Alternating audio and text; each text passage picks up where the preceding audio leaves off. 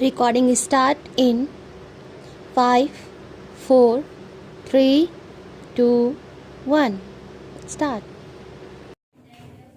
Mr. Vice Chairman, I wish the matter had not come up for discussion in this House in the form in which it has come, because we will be discussing, it appears, the same subject more or less piecemeal in connection with the other two bills as well. What was necessary for the government in this connection was to provide for a general discussion on the part of the Finance Commission, the kind of thing that we have on such reports, and after hearing the views of the members here, they should have formulated a bill. Even if they had formulated the bill earlier, the bill should have been preceded by a discussion on the report. It would then given us an opportunity of dealing with this rather important subject in our public finance and indeed in our national life. But now we are asked to treat this matter piecemeal and deal with the bill as it comes separately. I say, sir, this would not seem very fair. It is true that we have had two other reports of the Finance Commission, and that we have had certain opportunities of discussing the issues raised by the Finance Commission on previous occasions, but that should not have precluded a thorough discussion of the third report, more especially after the experience of the two 5-year plans, and generally also after the expenditure experience of the states in the matter of public finance and as regards relations between the states and the center. All I can say is that the government does not understand the magnitude of the problem or the urgency or the seriousness of the issues involved. It is possibly because they think that all the state governments are under their control, and that the state governments would toe the line whatever is laid down.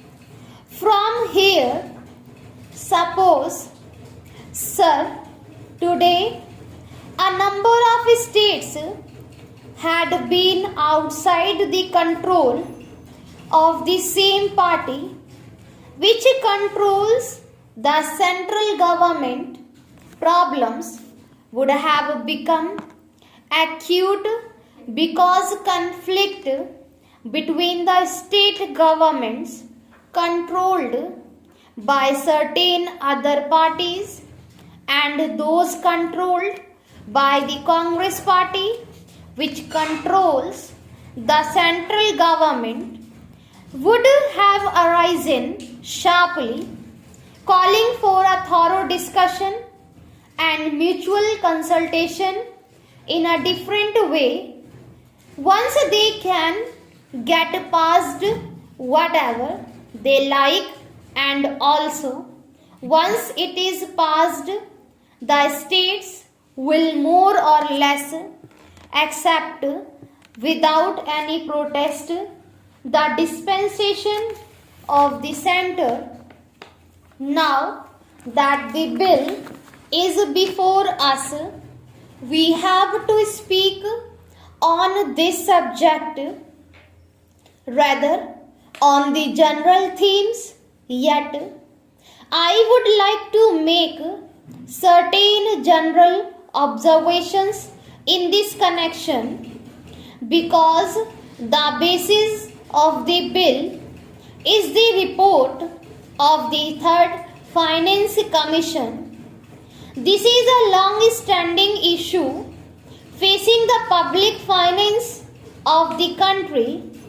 Those who have studied economics will know well how this matter had come up even during the British time, when we did not have either independence or any kind of autonomy in the states. In that set up, even at that time, the state governments functioning under the British felt that something should be done with regard to adjustment of finances, especially in regard to the relations between the centers and the states.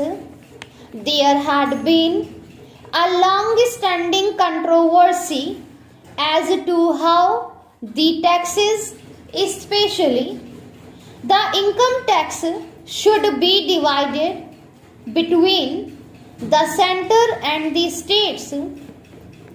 I do not deny the existence of the controversy, and this controversy is not easy to resolve.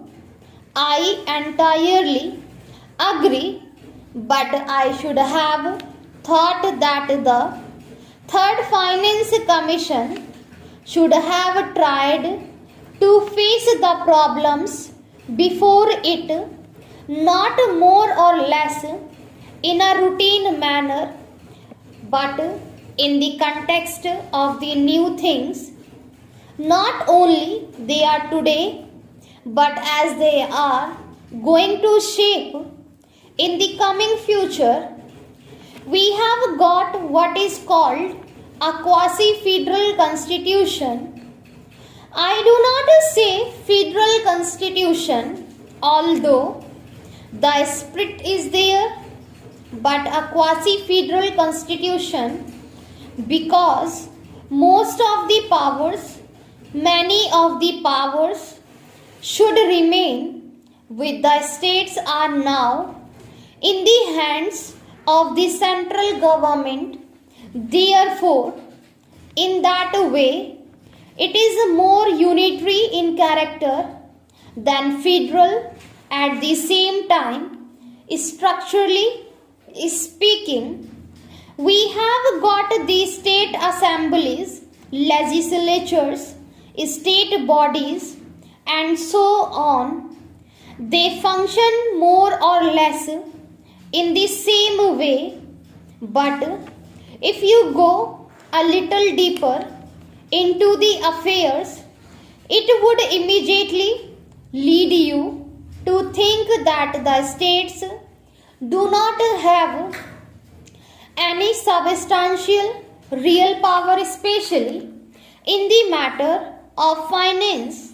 Perhaps at the time when the constitution was framed, this aspect did not figure very much in the minds of the makers of the constitution.